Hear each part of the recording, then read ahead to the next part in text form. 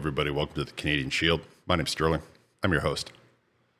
I was considering calling this episode Cringe Canada. There is so much cringe coming out of the Liberal Party in recent days.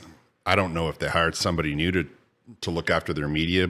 I don't really think that they're aware of the reception that they're getting. I think that they keep them isolated and insulated from the reality on the ground. I mean, unless you want me to believe that Justin Trudeau has all of a sudden become this folksy guy who stops at a small, privately owned corner store to buy a pie, like we're somehow Americans. And then he's going to take this pie with no forks or plates or whatever and get back into his SUV, his cavalcade of SUVs that are all heavily armored and never turn off. I don't know how well that is for the environment. Or if you want me to think that they're having a barbecue in Mississauga and they, for some reason, can only attract 20 people.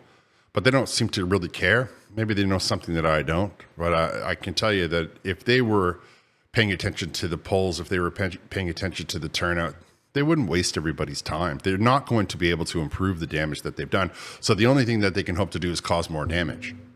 I mean, it doesn't look like they're even trying to get out of this. But that's my opinion, and I should probably do a full video on that. As for now, I would encourage you to like, comment, subscribe, hit the notification bell, share this channel with your friends, and any assistance that you want to offer me, I appreciate. I have memberships and I have an open GoFundMe that I'm attempting to buy new equipment with. Okay, I'm going to open with Pierre Poilievre addressing the Assembly of First Nations, which are, 634 First Nations communities. And I want you to establish right out of the gate, 634. We can't even get the 200 or so United Nations people to get along. We can't get the 32 NATO people to get along. So when you hear this perception that there's 634 nations that are all standing as one, that's not true. However, when they are talking to the federal government, they certainly all seem to get screwed over as one. And Pierre Poilievre was coming to address them and to speak to them and talk to them about what he has planned for the resources that are on their properties and the different things. And they all seemed very receptive and very warm to him. And if you know anything or know anyone who's in the First Nations, they don't play politics like people in certain cultures do. If they don't like you, they don't care if you know they don't like you. They're not trying to be your friend. They're not trying to, they just will completely and utterly ignore you. So I want you to remember that when I show you this clip of when he's coming up on stage and all of these tribal leaders are coming up and greeting him, because that's all I kept from this particular segment. So let's have just a look at it. Good morning, bonjour, kwe everyone.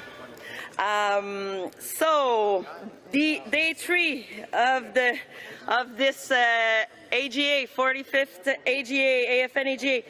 And we already, as you can see, we already have our first guest possible to hear the most of you, and we'll take 3 chiefs first at once, and then we'll go back to Mr. Pierre Poilievre. So on that. So you can see right away, right? I mean, that was all in the first 60 seconds or something when he's up on stage greeting all of the council. And they were holding his hand. They were giving him eye contact. Now they all want him to come to their particular band and view the tour, the various regions that they live in, because they have similar issues, but they have specific issues as well. And because there are 600 of them, they all have different ways that they want to deal with the federal government. However, they're not going to shake his hand if they don't have at least some respect for him. I'm not telling you that they want to be his best friend, but I absolutely am telling you that they are willing to listen to what he has to say, that they see in him somebody that they may be able to finally get honesty and truth from. And he stood right up in there and he told them, listen, you guys should be the richest people in Canada. You got all the resources, trillions of dollars. Let's get them out of the ground and start selling them. I mean, that's in the nutshell what he said.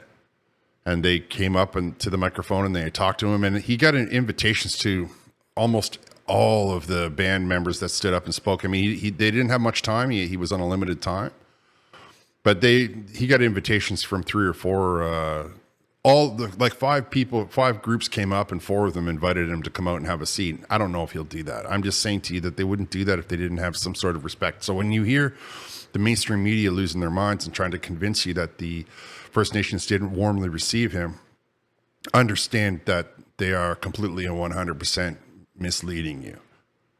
I told you there was going to be some cringe in this episode, and there is nothing but a buttload of cringe in this particular clip. Justin Trudeau made a statement, I suppose, and talked to some people in Truro, some students, about the healthcare. That's what he says to these individuals that he's going to run into randomly while he buys a pie at a store. I'm not even kidding. I mean, you want me to believe that Justin Trudeau does any of his own shopping in his entire life, ever? Or would you rather have me believe that they might be in charge of a liberal supporter, came up with the idea of coming into their store and having a little chat? I'll let you have a look and you can decide for yourself. No, I was just true at the community college for healthcare announcement. Oh. Pharmacare and dental care and all those things. Oh, I got approved for dental care. There you did. Yes, There you go. I did. The system works. Well, I did. I in just the got my letter. In the past 3 weeks, 100,000 seniors have gotten dental care. Many for the first time. Oh, first time ever for me. Decades, yeah. I never had dental care in my life. Well, there you go. That's what it's all about. Yeah. Good on you. Give me a hug. And I'm freaking 74.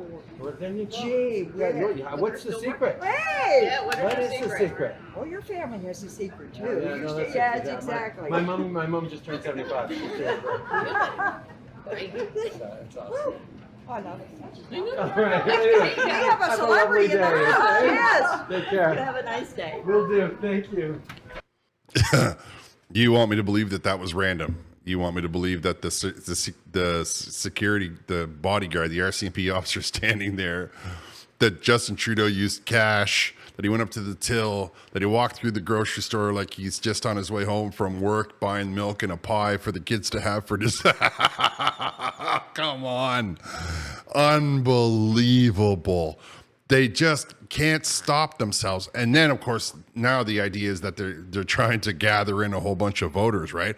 They want to make everybody believe that they're of a certain, over a certain age, gets approval for dental care, maybe for the first time. And my mother, what's your secret? And he's, you have to realize how desperate they're getting if this is what they're stooping to, that they randomly have a person following around the prime minister with a camera and microphones that can pick up all four people perfectly without picking up any of the ambient noise around we didn't hear the doors. We didn't hear their shoe. Come on. Unbelievable cringe. I mean, you can tell me what you believe down in the comments, but I believe that was 100% staged. All we were missing is the clackboard where they went, and action. Now the mainstream media in Canada is coming after Pierre Poilievre because they want to criticize what he had to say. He released a statement on the attempt on Trump that I'm sure you're all aware of. And it makes me want to cover maybe international stories a little more, but it's all anybody's talking about. So I'm not going to bother trying to give you the same information that other people are giving you. It is a heinous act. And I think that it sort of points to the real motivation of anyone on the left, that they don't want to respect the process. They don't want to respect the system. They don't want to play by the game. They just want to make their own rules as they go.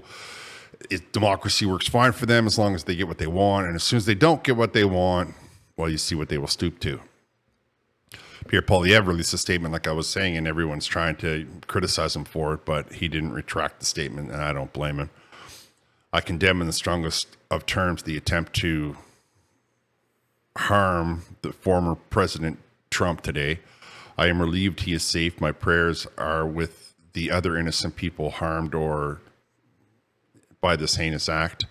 I am also happy that the suspected shooter is no longer with us. Democracy must prevail.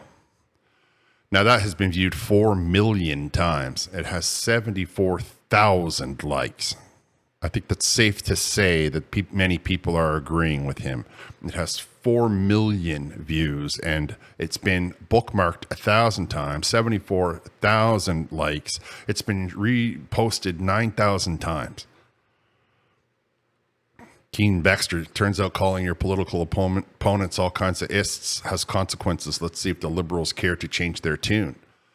I mean, that was the first thing I thought of, too. I was like, well, maybe now people will start to tone down the rhetoric before the lunatics get unleashed. But, I mean, as I come from a long line of people who get excited, you might not be able to turn down that fire anymore. The